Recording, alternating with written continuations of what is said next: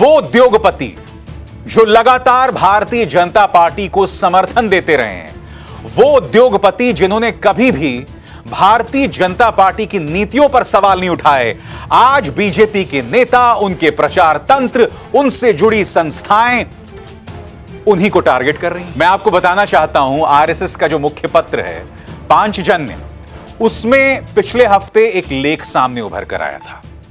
इस लेख में दोस्तों दो सवाल उठाए गए थे। सबसे पहली बात, आपके स्क्रीन पर यह नंदन निलेकनी और इनके इंफोसिस कंपनी पर सवाल उठाए गए थे। सवाल क्या उठाया गया था? सवाल यह उठाया गया था कि इंफोसिस जो है वो देशद्रोही संस्थाओं का साथ देती है, यानी कि उन वेबसाइट्स का या उन समाचार माध्यमों का साथ देती हैं जो कि देशद्रोही हैं, जो कि नक्सली हैं। यानी कि इन्होंने इंफोसिस को भी नहीं बख्शा, वो इंफोसिस जिसने लगातार भारतीय जनता पार्टी के पक्ष में काम किया है। और दूसरा मुद्दा क्या उठाया इन्होंने? जैसे कि आप जानते हैं कि 2019 में इनकम टैक्स का जो पोर्टल है उसे चलाने का जिम्मा इंफोसिस को मिला हुआ है और 2019 से ही लगातार, अब ये पोर्टल का मकसद क्या है पहले मैं आपको ये बताता हूं। आप ऑनलाइन अपने इनकम टैक्स रिटर्न्स फाइल कर सकते हैं, अपील भी दायर कर सकते हैं, अपने तमाम दस्तावेज भी अपलोड कर सकते हैं। मगर यह पोर्टल जो है आम इंसान के जी का जंजाल बन गया है। एक सामान्य सा ओटीपी तक आप हासिल नहीं कर सकते हैं।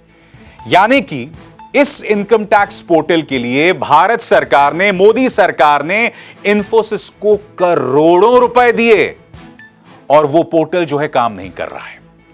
आरएसएस ने इस मुद्दे पर भी सवाल उठाया। मगर बड़ा प्रश्न ये कि इंफोसिस को देशद्रोही बताया जा रहा है। कुछ याद आया? अभी कुछ ही दिनों पहले उद्योग मंत्री पीयूष गोयल ने टाटा के बारे में यही शब्दों का इस्तेमाल किया था। आपके स्क्रीन पर यह खबर जिसमें पीयूष गोयल कह रहे थे कि टाटा जो है वो देशद्रोही ताकतों का साथ देती है।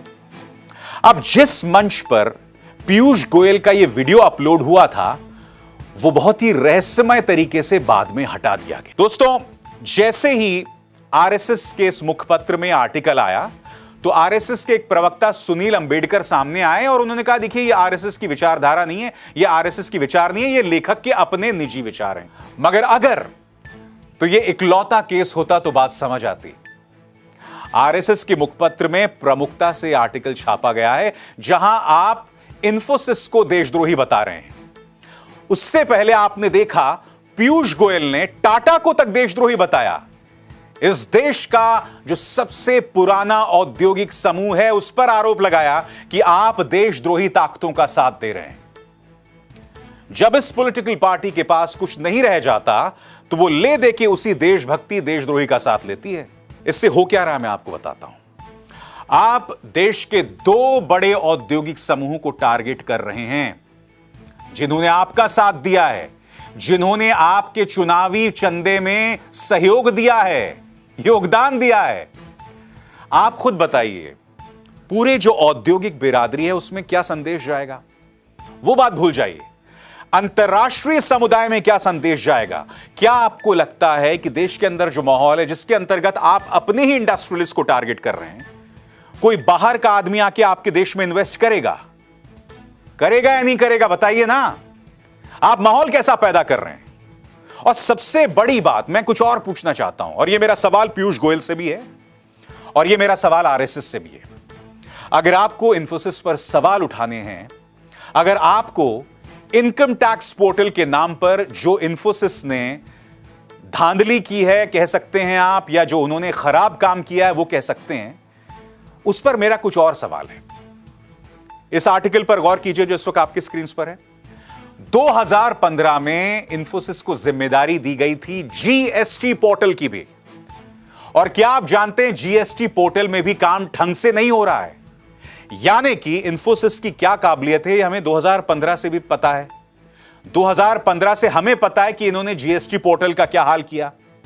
तो मेरा सवाल आरएसएस से कि फिर आरएसएस मोदी सरकार से या वित्त मंत्रालय से सवाल क्यों नहीं करता कि जीएसटी पोर्टल में इनके रिकॉर्ड को देखते हुए इन्होंने, यानी कि मोदी सरकार ने इंफोसिस को इनकम टैक्स पोर्टल की भी जिम्मेदारी क्यों दी? जब आप जानते हैं कि इनसे ढंग से काम नहीं हो रहा था जीएसटी पोर्टल को लेकर भी, तो आपने फिर इनकम टैक्स पोर्टल की जिम्मेदारी क्यों दी? पर्दे के पीछे क्या डीलिंग हुई? क्या आरएसएस में हिम्मत है मोदी सरकार से, वित्त मंत्रालय से सवाल करने की? और आपको किसने अधिकार दिया है लोगों को देशभक्ति, देशद्रोह का सर्टिफिकेट जारी करने के लिए? जरा इतिहास पर नजर दौड़ाएं ना। क्या आप जानते हैं कि आरएसएस ने आजादी के बाद 52 साल तक अपने मुख्यालय में तिरंगे को नहीं फहराने दिया? साल 2002 में, और यह घटना सही है, खंगालिए गूगल, साल 2002 में 3 लोग नागपुर के आरएसएस मुख्यालय में गए, उन्होंने तिरंगा फहराया, और क्या आप जानते हैं आरएसएस ने इनके खिलाफ मुकदमा दर्ज कर दिया? मुकदमा दर्ज कर दिया साहब, तिरंगा फहराने के लिए। और हमें ये लोग देशभक्ति और देशद्रोह का पाठ पढ़ाएंगे? और उससे भी बड़ी बात, भारत छोड़ो आंदोलन, और ये बात मैं आपको कई बार बता चुका हूं, भारत छोड़ो आंदोलन में ना मुस्लिम लीग ने शिरकत की थी और ना आरएसएस ने। यही नहीं, यह शख्स श्यामा प्रसाद मुखर्जी, जो कि बीजेपी के सबसे बड़े विचारक हैं, इन्होंने मंत्री होने के नाते, बंगाल के मंत्री होने के नाते क्या कहा था? आप याद है आपको? इन्होंने कहा था कि हम अंग्रेज हुकूमत को यह विश्वास दिलाना चाहते हैं कि बंगाल में भारत छोड़ो आंदोलन के पक्ष में कोई आंदोलन नहीं होगा। और यह बात भी आप बखूबी जानते हैं कि माननीय सावरकर जी ने भी अंग्रेजों के सामने नतमस्तक होकर माफी मांगी थी। इसलिए हमें देखना पड़ेगा कि आज की तारीख में भारतीयों को, हमारे उद्योगपतियों को देशद्रोह, देशभक्ति का, राष्ट्रवाद का पाठ कौन पढ़ा रहा है? और इसके बदले आप देश की जनता को ब्लैकमेल नहीं कर सकते। दुख की बात यह है दोस्तों कि इन्होंने देशभक्ति, राष्ट्रवाद, इसे ब्लैकमेल का जरिया बना दिया है। और मैं आपको बताता हूं क्यों। इसकी एक और मिसाल देता हूं। हाल ही में 2 चेहरे सामने उभर कर आए थे, और ये दोनों चेहरे इस वक्त आपके स्क्रीन पर हैं, जावेद अख्तर और नसीरुद्दीन शाह। दोनों ने तालिबान की कड़े शब्दों में मुखालफत की थी, आलोचना की थी। नसीरुद्दीन शाह ने तो यह भी कहा था कि भारत में एक जो छोटा सा तबका है मुसलमानों का, वो तालिबान का साथ ना दें। आप सुनिए नसीरुद्दीन शाह ने कहा क्या था, बहुत ही खूबसूरत संदेश है। हालांकि अफगानिस्तान में तालिबान का दोबारा हुकूमत पा लेना दुनिया भर के लिए फिक्र का बायस है, इससे कम खतरनाक नहीं है हिंदुस्तानी मुसलमानों के कुछ तबकों का उन वहशियों की वापसी पर जश्न मनाना। आज हर हिंदुस्तानी मुसलमान को अपने आप से ये सवाल पूछना चाहिए कि उसे अपने मजहब में इस्लाह, रिफॉर्म और जिद्दत पसंदी, मॉडर्निटी चाहिए, या पिछली सदियों के वहशीपन का इक़दार, वैल्यूज। मैं हिंदुस्तानी मुसलमान हूं, और जैसा कि मिर्जा गालिब एक अरसा पहले फरमा गए हैं, मेरा रिश्ता अल्लाह मियाँ से बेहद बेतकल्लुफ है। मुझे सियासी मजहब की कोई जरूरत नहीं है। हिंदुस्तानी इस्लाम हमेशा दुनिया भर के इस्लाम से मुख्तलिफ रहा है, और खुदा वो वक्त न लाए कि वो इतना बदल जाए कि हम उसे पहचान भी न सकें। यही बात जावेद अख्तर ने भी कही थी, मगर जावेद अख्तर ने एक और बात कही थी जो मैं आपको पढ़ के सुनाना चाहता हूं। जावेद अख्तर ने कहा था कि बेशक तालिबान कट्टर है और उसकी निंदा होनी चाहिए, लेकिन इसके साथ ही जो आरएसएस, वीएचपी और बजरंग दल का समर्थन करते हैं, वो भी तो वही काम करते हैं। देश में एक बड़ी आबादी धर्मनिरपेक्ष है, लेकिन देश में आरएसएस, वीएचपी और गोलवलकर जैसे कुछ संगठन, वह लोग ऐसे हैं जिसकी विचारधारा 1930 के नाजियों की विचारधारा जैसी ही है। हथियारों के साथ तालिबान अधिक सशक्त लग रहा है, लेकिन दृष्टिकोण और विचारधारा तो एक दूसरे का प्रतिबिंब ही दर्शाती हैं। यानी कि जावेद अख्तर ने बजरंग दल, विश्व हिंदू परिषद की तुलना तालिबान से कर डाली। अब इसके खिलाफ क्या हुआ? बीजेपी ने उनके खिलाफ मोर्चा खोल दिया। राम कदम, जो कि इनके एक नेता हैं महाराष्ट्र में, इन्होंने यह तक कह दिया कि अब हम जावेद अख्तर ही नहीं बल्कि उनके परिवार के किसी भी सदस्य की कोई फिल्म रिलीज नहीं होने देंगे। इन्होंने पहले कहा क्या, वो मैं आपको सुनाता हूं। जब तक वे हाथ जोड़ करके देश के लिए समर्पित जीवन जीने वाले संघ कार्यकर्ताओं की माफी मांगते नहीं हैं, तब तक उनकी कोई भी फिल्म इस मां भारती की भूमि पर हम चलने नहीं देंगे। 2 मिनट के लिए मान भी लिया जाए कि जावेद अख्तर ने जो कहा वो गलत कहा, मगर आप उनके परिवार को क्यों टारगेट कर रहे हैं? इससे पता चलता है कि आपकी नीयत क्या है। और अभी अभी मैंने आपको मिसाल दी, आरएसएस की, मैंने इतिहास की बात की, मैंने आपको बताया कि भारतीय स्वतंत्रता संग्राम में इनके जो पूर्वज हैं उनका क्या योगदान था। राम कदम साहब क्या इन सवालों का जवाब देंगे? और अगर आपको तालिबान पर आपत्ति है राम कदम साहब, तो मैं आपसे बहुत ही विनम्रता से एक सवाल पूछना चाहता हूं। भारत सरकार तालिबान से 2018 से बात कर रही है और हाल ही में कतर में जो हमारे राजदूत थे मित्तल साहब, उन्होंने औपचारिक तौर पर तालिबान के जो नुमाइंदे हैं शेर मोहम्मद स्टैनिकज़ाई, उनसे बातचीत की। एक तरफ तो ये बातचीत चल रही है जो होनी भी चाहिए, क्योंकि हमारे कई नागरिक फंसे हुए हैं, उन्हें बाहर जो निकालना है, मगर दूसरी तरफ राम कदम साहब, आप लोग तालिबान के नाम पर भारत में सियासत करते हैं। अब ये दो चीजें नहीं हो सकती हैं।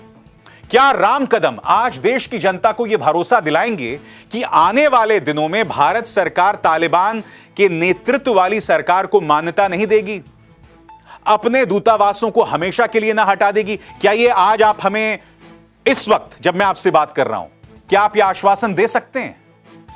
आप नहीं देंगे, क्योंकि इस वक्त भारत सरकार भी जो डेवलपिंग सिचुएशन है उस पर निगाह रखे हुए। आज की खबर आ रही है कि तालिबान ने पंजशेर में कब्जा कर लिया है। वहां के जो बड़े बड़े नेता हैं नॉर्दर्न अलायंस के, अहमद शाह मसूद की विरासत से जुड़े जो नेता हैं, उन्हें मौत के घाट उतार दिया है।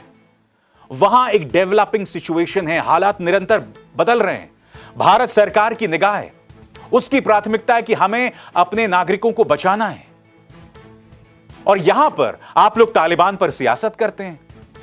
यहां पर आप लोग उत्तर प्रदेश में, उत्तराखंड में चुनाव जीतने के लिए तालिबान का सहारा लेते हैं। क्यों? ये दोहरे मापदंड नहीं चलेंगे साहब। आपको साफ गोही से इस मुद्दे पर अपनी बात रखनी होगी। आप देशभक्ति और राष्ट्रवाद का इस्तेमाल लोगों को ब्लैकमेल करने के लिए नहीं कर सकते। नहीं, आप जानते हैं कि हम सिर्फ अगर जावेद अख्तर को टारगेट करेंगे तो इससे बात नहीं बनेगी। आप क्या कर रहे हैं? आप जावेद अख्तर से जुड़े उनके बेटे फरहान अख्तर को भी टारगेट कर रहे हैं, जो कि एक डायरेक्टर हैं और एक एक्टर भी हैं, क्योंकि उनकी कई फिल्में आने वाली हैं। आप जोया अख्तर को भी टारगेट कर रहे हैं, जोया अख्तर जो कि उनकी बेटी हैं और वो एक डायरेक्टर हैं। शबाना आजमी जो खुद एक अभिनेत्री हैं। जावेद अख्तर ने अगर कुछ गलत किया है तो आप उन्हें टारगेट कीजिए।